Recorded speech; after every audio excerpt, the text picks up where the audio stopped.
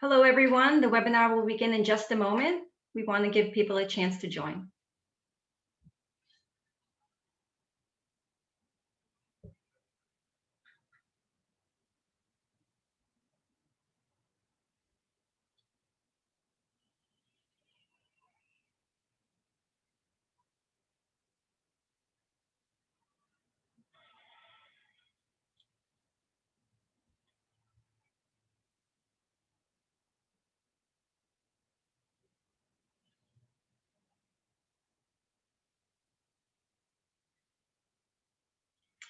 Good afternoon, and thank you for joining us today for the third webinar in the Caring for the Caregiver monthly series. The series was launched in May of this year through a partnership with the EOEA, Mass Home Care, and the Massachusetts Technology Collaborative. The purpose of this series is to provide tips, solutions, information, and resources to support family caregivers throughout Massachusetts. Working in senior services, I see every day how important caregivers are in the lives of people we serve. So I would like to thank all of you for the work that you do, and also thank you for joining us today to learn more about financial fraud and exploitation. My name is Carrie Haskell. I am the statewide coordinator of the Massachusetts Money Management Program. The Massachusetts Money Management Program, or MMP for short, is a free service available across the state to income-eligible individuals over 60. Our mission is to promote and prolong independent living for individuals who are at risk because of their inability to manage their day-to-day finances.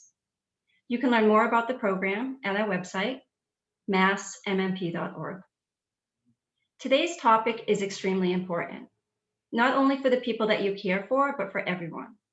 Financial fraud and exploitation can happen to anyone, regardless of age, education, or financial status. Those who commit fraud know how to make the attack personal and emotional. Imagine you're in bed sleeping.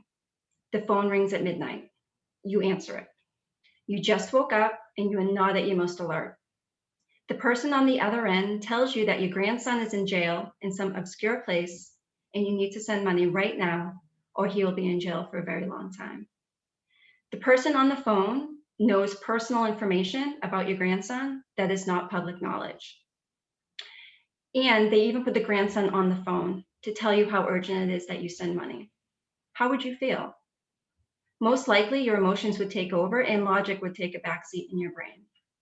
This exact situation happened to a woman connected to the MMP. She was 88, well-educated, had full capacity. She was the type of woman that took care of herself and took care of others. She knew what fraud was. She was aware of what scams were, but none of this mattered. She got scared for her grandson. She didn't even realize that it wasn't the grandson on the phone. So she got up, she got dressed, she went to a Walmart 24-hour Western Union counter. She went to the customer service rep, excuse me, and explained what she needed and why. Fortunately, the customer service rep was aware of the grandparent scam and stopped her from sending the money and explained to her why. The customer service rep also helped her call her daughter to make sure her grandson was okay. I'm telling you this story to emphasize that this can happen to anyone. The people who do this know what they are doing. Everything is urgent and the victim has no time to think it through. This story also shows how important it is for people to be aware of scams that are out there. Customer service reps, bank employees, neighbors, friends, and family can all be resources to help stop fraud. As caregivers, you may have experienced something like this, either yourself or through the person that you care for. And you are not alone. And you and the person you care for should not feel ashamed. The most important thing is to recognize it, report it, take necessary measures to stop it from happening again, and maybe try to get your money back. Today's program will help you learn more about financial fraud and exploitation and how to avoid it. We have a very informative agenda today. We will start with a message from Marian, Middlesex County District Attorney. Then we will turn it over to Jonathan Fielding, the Protective Services Regional Manager at the Executive Office of Elder Affairs. He will be moderating a roundtable discussion with 3 panelists from Protective Services: Elisa Espinal, Protective Services Manager at Springwell; Renee Carr, Protective Services Director at Senior Care; and Laura LeBlanc, Protective Services Supervisor at Elder Services of Worcester area. And then our last presenter today is Lucilia Prates Ramos. She is the statewide director of the Massachusetts Senior Medicare Patrol Program. She'll provide information about her program and the services it provides. But first, just a few housekeeping reminders. If you are joining us live today, you can engage in the conversation throughout the event by posting your thoughts on social media and tagging with the hashtag #MassCaregivers. You can also use the Q&A function at the bottom of your screen to ask questions of the speakers. And you can ask questions anonymously with this Q&A function. You will also see closed caption at the bottom of your screen. It's a little CC at the bottom, and this can be disabled at any time. Every webinar is also recorded and posted on our landing page on the Mass Home Care website, along with closed captions and a list of resources mentioned by the speakers. So before I hand it over to the district attorney, I just want to say thank you for joining and taking this time for yourself. We are eager to create a series that meets your needs, so please feel free to reach out with any questions or comments at masscaregiver@mass.gov. So let's start the program with a message from Marian Ryan.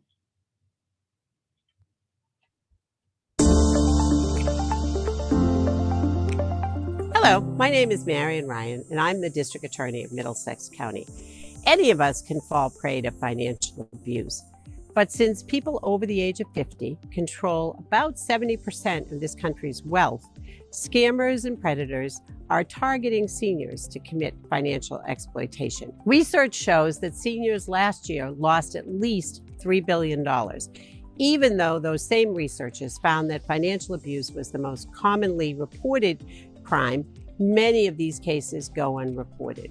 As caregivers, it's important for you to learn the signs of financial abuse, some tips to prevent it, and what to do if you or a loved one should fall prey to it.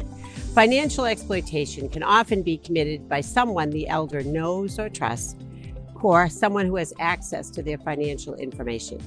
Elders might be particularly at risk in 3 situations. They depend on others for meeting their personal needs, they recently lost someone who handled their finances, or if they're feeling isolated. The key to spotting financial abuse is paying attention to any changes in an established financial pattern.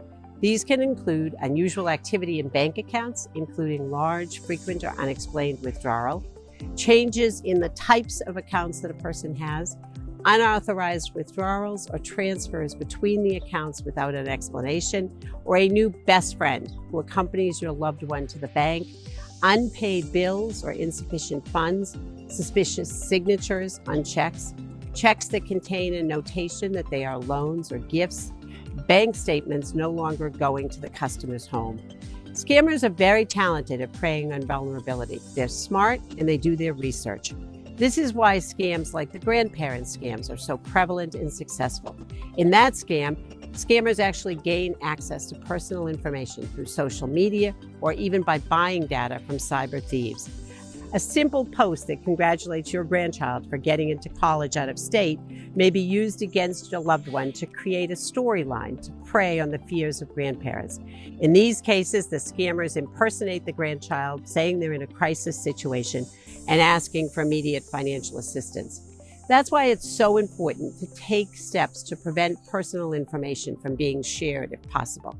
Remember, never give out your Social Security number, your account number, or your other personal information over the telephone unless you initiated that call. Set up a direct deposit, avoid cash. Shred your receipts, your bank statements, and your unused credit card offers before you throw them away. Have more than one family member or trust person to care for you or your loved one. Lock up the checkbooks, the account statements, and other sensitive information when other people, such as caregivers, may be coming into the house. Screen caregivers, verify their references, and don't let anyone threaten or intimidate you. Another key thing to remember about scams is they thrive in secrecy. Scammers might threaten the victim about telling anyone or going to the police. It is important that both you and your loved ones are comfortable talking about any situation that just doesn't seem right. Always trust your instincts. Exploiters and abusers do this as a job. They are very skilled. They're charming. They can be forceful. Don't be fooled. If something doesn't feel right, it may not be right. And if it sounds too good to be true, it probably is. Finally, if you suspect you or someone you love is being financially abused or has been the victim of a scam, there are several actions you can take. First, contact your local police and file a police report. They want to hear about it. It's not a bother. Never feel uncomfortable about calling, even if something just doesn't feel right. Report the crime by calling your local adult protective services and your district attorney or state's attorney general's office. Explore options at your local probate court. That court can intervene if someone in the family is misusing a power of attorney or their role as a guardian or a conservator. Report the elder financial abuse to the bank to prevent its reoccurrence. Contact advocacy organizations. The National Center on Elder Abuse offers guidance on how to investigate and seek justice for elder abuse. Stay safe and thank you.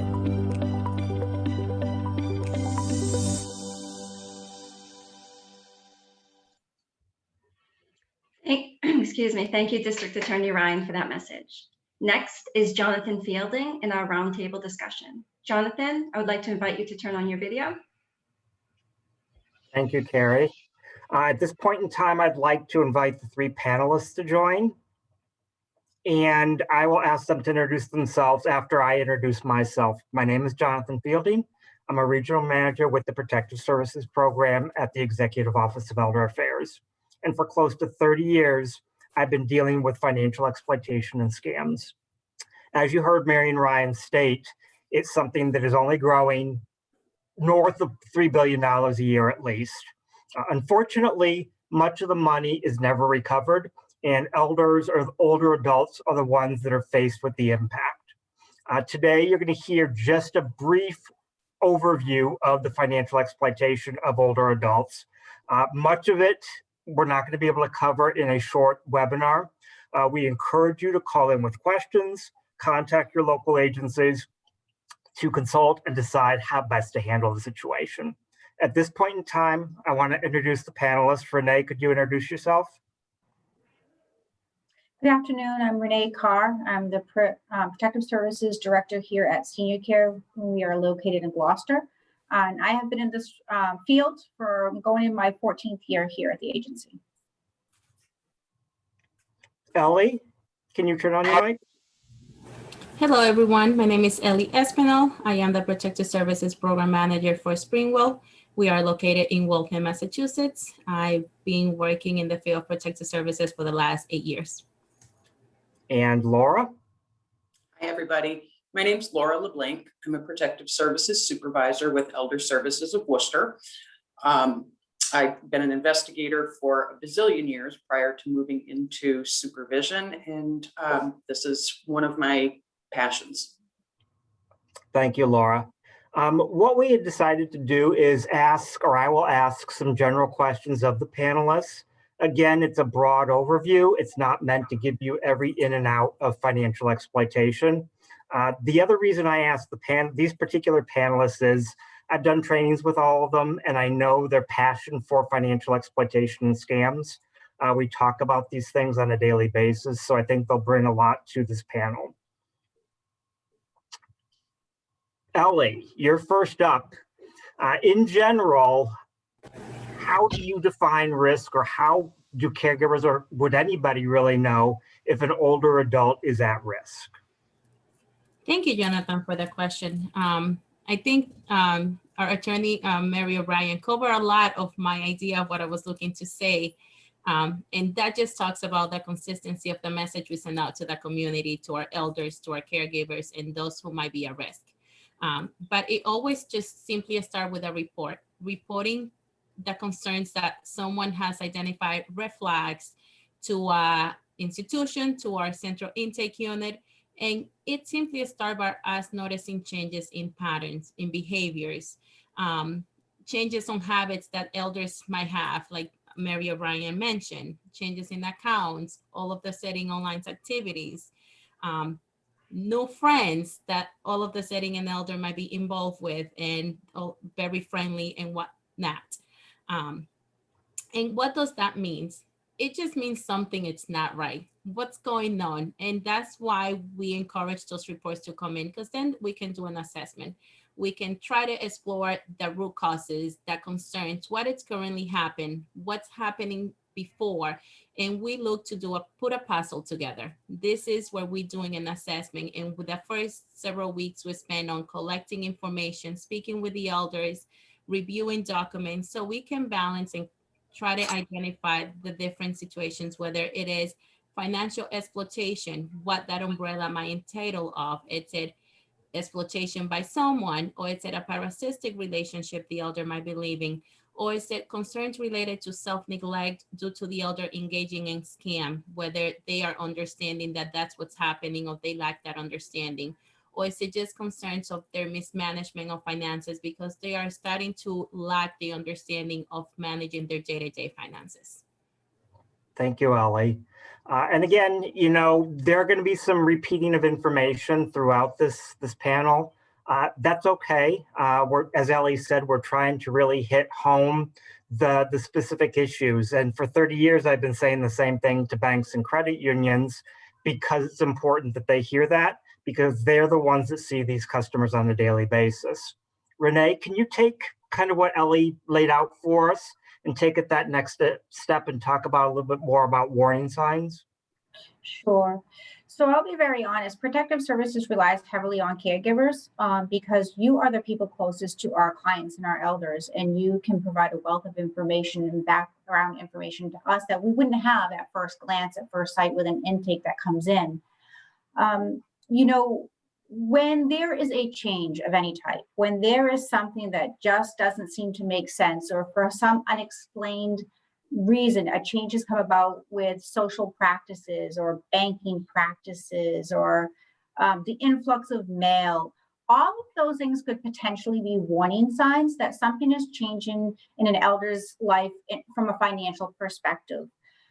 The long and the short of it is, financial exploitation is when there is some type of a loss to an elder and a gain to another party without the consent or authorization of that elder. And that can be done in a multitude of fashions using very different strategies. We've all heard about scams, and because that is so large, we really kind of parceled that out, and Laura will be talking about that later. I really want to try to give you a little bit of information about what caregivers may see inside of a home setting or through daily interactions with a loved one that could tip you off that something might be changing or going on behind the scenes.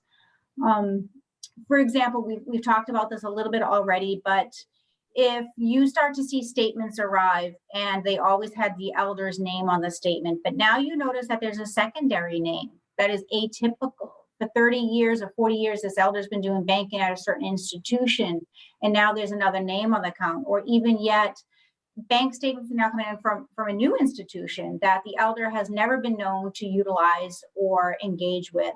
Those could be signs that someone has maybe gotten to the elder and suggested these changes. So that's something to certainly think about and explore with your loved one. One of the things that we always find fascinating here, and that really family members would be the first line of defense of, if an elder's always done their banking, they have an established banking practice. Many still write checks out to pay their bills or have an auto draft policy, but all of a sudden, if someone you love is inquiring about or now getting an ATM card or requesting an online account, that is a change. That is atypical. That's not how they've always done their business. There might be a reason behind that, and that's worth inquiring a little bit of your loved one. Again, you'll be seeing this. Oftentimes a loved one or an elder will need some help navigating or setting up an online account, or how do I change my password, or can you show me how to use this card? They say I have to do a PIN. Those are all really good warning signs that the elder doesn't have a full understanding of what they're being asked to do, and there's another motivating factor behind it. It may not mean that, but it's definitely worth exploring with your loved one. When there's a change in social behavior, I always find this to be concerning. There can be different reasons. If it's obvious that one you're caring for has had significant physical changes or limitations have now arisen, that may explain why they don't want to go out anymore like they used to. However, what happens often is Financial exploitation is insidious and it affects all areas of living and domains of your life.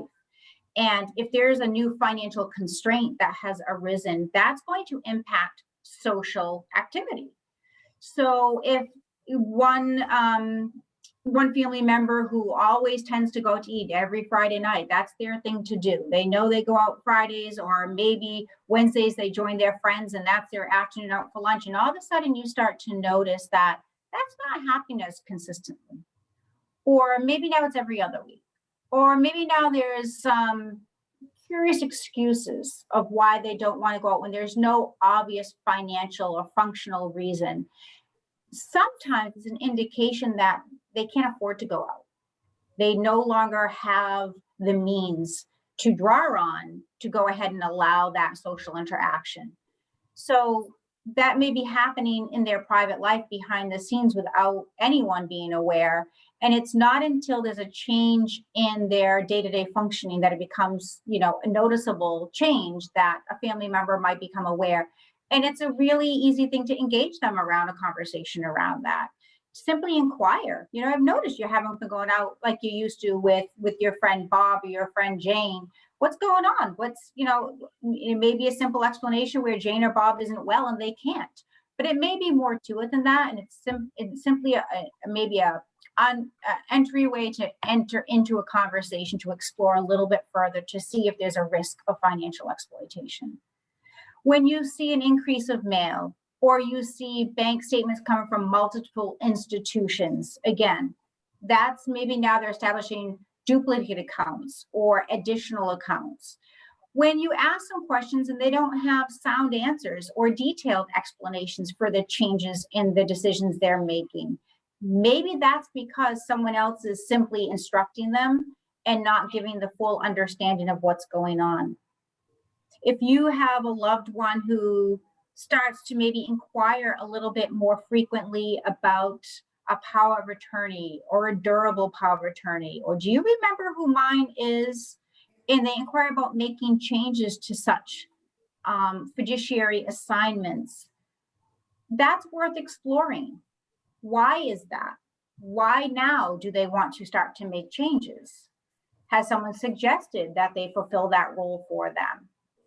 If elders start making changes to end-of-life type documents or want to execute new things, those are all things that we should certainly be aware of and start to inquire about in a conversational way, not to scare our loved ones, but to simply inquire and make sure they're safe. Thank you, Renee. As I said before, and Renee has gone into great depth about, there is a ton of information about scams and financial exploitation. Any change in behavior should be questioned. It may mean nothing, but it could mean everything. Laura, when we kind of move into the scam world, so to speak, we've heard about the grandparent scam. We've heard about a variety of other scams. For the last year and a half, I think we've all been facing kind of we're all more computer literate when we're cooped up at home, but scams tend to come out more when we're home as well.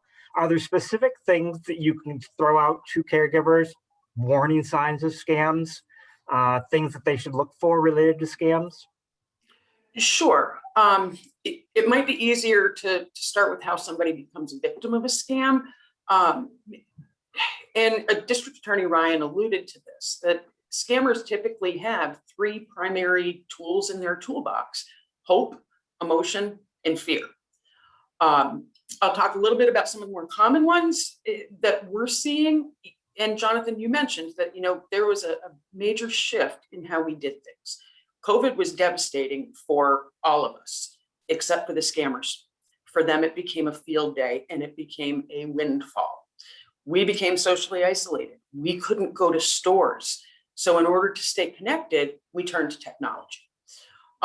For some older adults, this might be a relatively new experience, and they might have a little bit of naivete when it comes to the workings of technology and how these scams work. What were some of the ones that we saw increase, during COVID? Romance scams, I think, were big, or new friend scams. Those typically came out of social media sites like Facebook or online games that had a community setting, like Words with Friends, things like that. Typical one is somebody joins an online prayer group or a book club, grooms a victim, cultivates the relationship, learns personal details about the victim, and miraculously has a great deal in common with this victim. They often report to be lonely. I'm working overseas, or they're in the military, complete with a photograph in full military uniform. Then they have some small crisis that needs some money. And I'm sorry, I hate to do this. I hate to ask that. And it's typically for a fairly small amount, okay? Then the requests become more frequent. And they come along with plans for the scammer to come to the US, to meet the victim, to live happily ever after. The crises get more elaborate. We've seen cases where people have lost hundreds of thousands of dollars to these types of romance scams. I worked with a woman who, over the course of a year and a half, so this was a long-term relationship, over the course of a year and a half, she was convinced that this man was going to come to the United States and marry her. She was out over $200,000. So what are some of the warning signs related to that type of a scam? I would say noticing somebody spending more and more time online and on sites like Google Hangouts or Facebook Messenger, talking about a new friend, talking about a plan for the future, an engagement, buying a new home, finding receipts for Western Union or MoneyGram transfers, accessing their savings or their retirement accounts that's unusual for them, like Renee had talked about, just things that seem off. And along with those types, there were a lot of other tech scams that were simpler, quicker, and typically a one-time thing. You know, the pop-up that you get on the computer that says your computer's been infected and it's compromised and you need to call this number and we will help you fix it. You call the number and it's a scammer. It is somebody who wants to remote into the computer and charge you a fee to fix the issue that wasn't really an issue. They might ask you to log into your bank account. They verify the funds, and then you know the rest. During the pandemic, we all turned more to online shopping, right? Fake online shopping scams where you see an ad on social media or online, because let's face it, Facebook always seems to know when you need to buy a new toaster. You click on the ad and it takes you to a shopping site that looks like a legitimate shopping site with similar logos, but you pay the money, the product never comes. The other thing that has taken over are some of these peer-to-peer application for transfers, the things like Venmo, PayPal, those kinds of things. What would you look at for those types of scams? I would say bizarre transactions on bank statements. You know, if you're seeing a random purchase for a merchant or a vendor that you've never heard of before, that's a potential flag. If you're seeing an increased use of cash transfer apps like Venmo, things that are not usual for the elder, it's possible that they are being scammed. The thing to remember is that the hottest scams at any given moment are typically related to the crisis du jour. When COVID first hit, the price gouging and the fake websites to purchase masks and hand sanitizers was insane. That became more available to the public, and then we came up with a vaccine. And we had people calling to say, hey, there's a fee for a vaccine, or we can get you to the top of the list if you just pay this money up front. And you know, most recently in the news, now we have a huge backlog of passport applications because nobody's been able to travel. Now people can travel. They're trying to renew their passwords, and there is a huge backlog.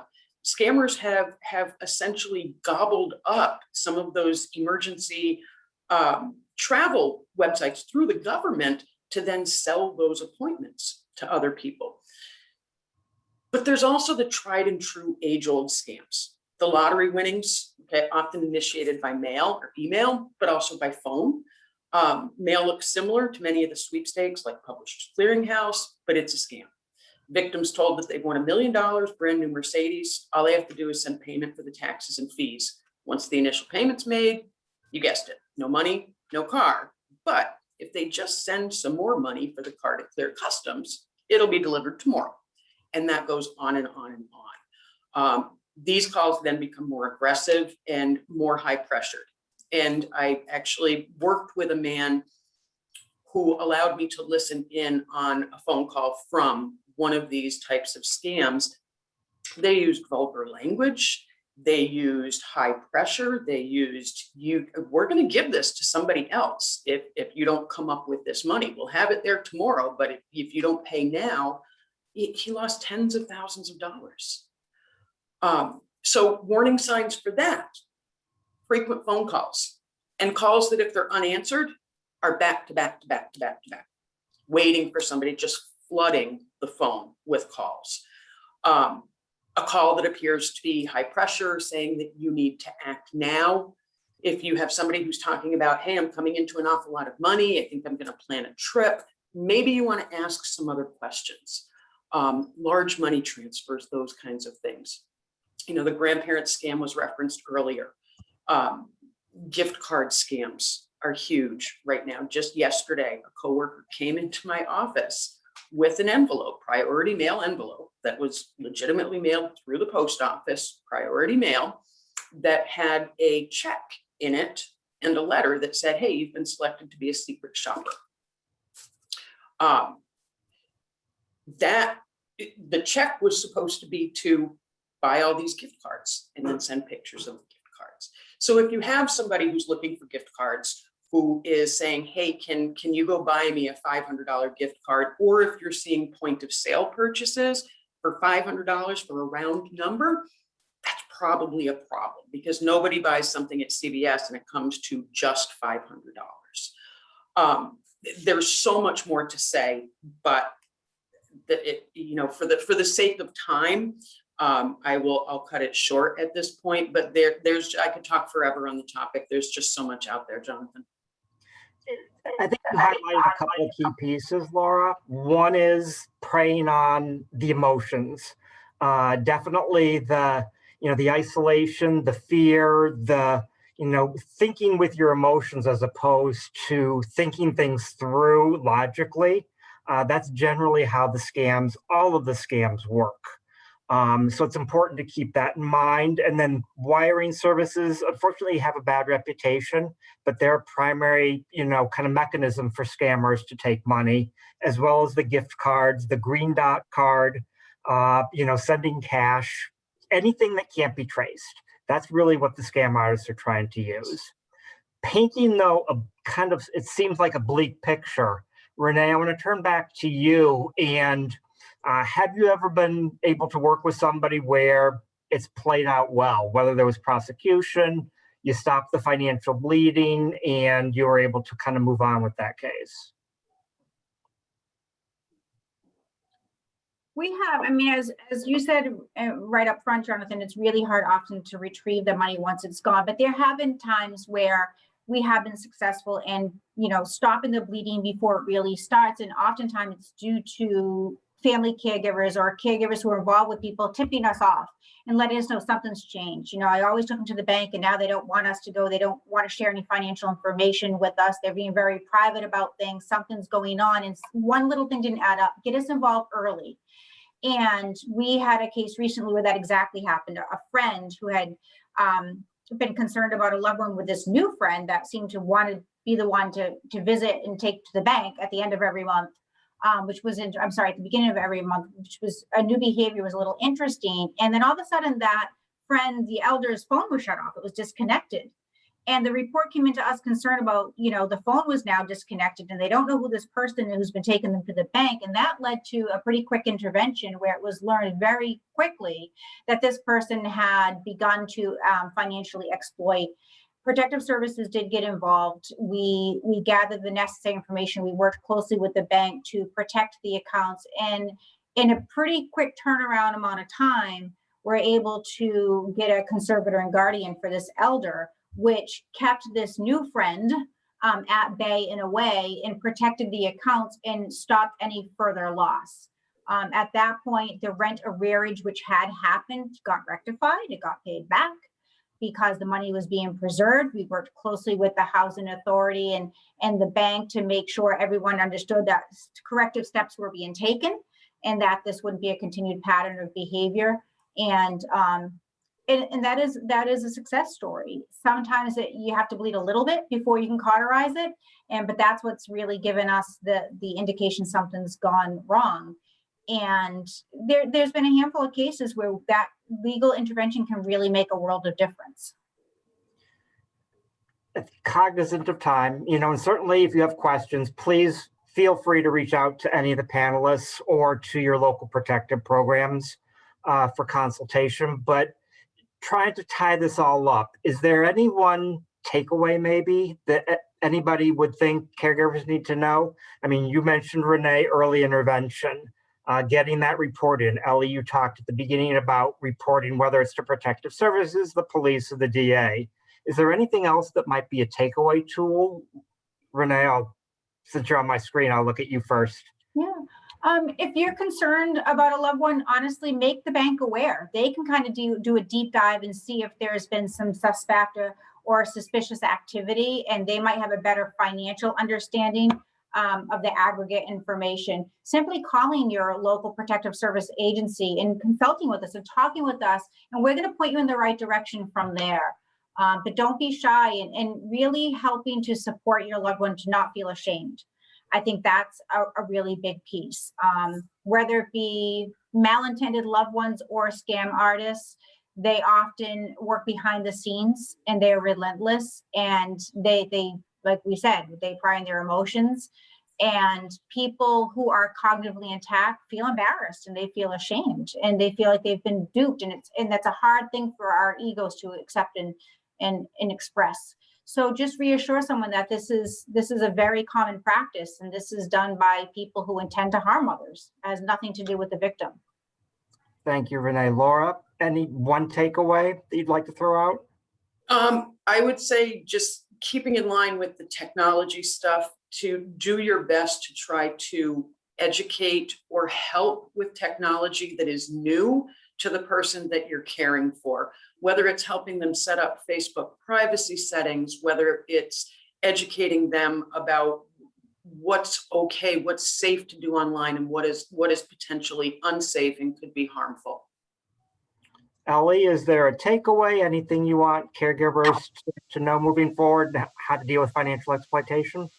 And, I think we all kind of have gone in share similars with different sayings and different words, but ultimately, if you notice something, it's asking that question, calling and reporting it. This can happen to any of us. It has happened to, it's not just elders, they are more vulnerable, but we are all targeted, and it is who they can get their hands on. So simply being aware of all of the warning signs, Attorney Mary O'Brien, Renee, Laura, and we all have mentioned, and simply asking the questions of what might be going on, why is this changing, and calling and speaking with someone if you are not sure that what you've seen in a change, it's appropriate. Thank you, Ellie, and thank you, everybody. Again, you'll have the panelists' information at the end of the slide. You'll be able to reach out to them. You can reach out to me if you have questions, or your other local agency. We have 19 protective services programs across the state.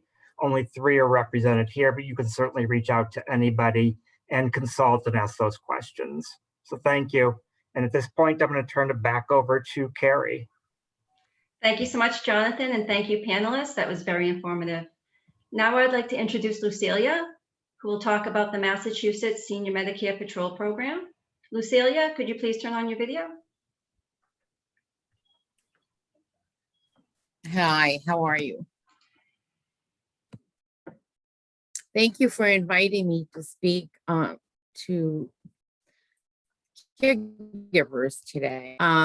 So I am the director of the Massachusetts Senior Medicare Patrol Program, which is a program that's located at Elder Services, the Merrimack Valley and North Shore, but we cover the entire state. So I'm going to speak to you about how healthcare errors, fraud, and abuse can impact Medicare and all of us, and the role of caregivers. So the Senior Medicare Patrol Program empowers Medicare and Medicaid beneficiaries, family members, and caregivers on detecting healthcare errors, fraud, and abuse. And we educate you on how to identify those and how to report them. And caregivers play a tremendous role in this because we all need to be engaged in our loved ones' healthcare and be able to understand what kind of bills that they are receiving. And the bills actually belong to them. Should they have been charged this amount for this ambulance transport, or should they have received the bill from an entity of a healthcare facility that didn't even go to? So these things all happen. So I'm going to actually just give you some figures. Healthcare errors, fraud, and abuse cost American taxpayers over $60 billion annually. And this number is representative of over 10% of the Medicare budget. So fraud is always intentional. And you heard about all of the scams that are out there. There are scammers also out there trying to bill Medicare. I bet some of you have received phone calls asking you if you've got pain or if you need to receive some braces and how Medicare might pay for them. Or maybe your loved one has received boxes of braces and other appliances that would be was sold to them, or they were encouraged to say that they needed, and Medicare ended up being billed for it and might have paid for it. And this costs, and the cost is in the thousands. So some of the common Medicare fraud schemes that we see are drug diversion, upcoding and unbundling of testing. We see a lot of identity theft. And so as District Attorney Marian Ryan mentioned, do not give out personal information. It's hard sometimes because these callers really try to, they're very good at eliciting information from the person on the phone and gaining their trust. And it's to benefit you. They'll sell you a bill of goods that, I get those calls myself. And I'm not on Medicare yet. So the latest scam that we're seeing out there now are the braces and genetic testing. Genetic testing is not covered by Medicare unless there is a reason for somebody to get a genetic test. But we're actually just put out a Facebook post on our site about genetic testing, or it's going out today. COVID-19, people spoke about all that. That's still going on some level. So we ask you to please encourage your loved ones to be extra careful.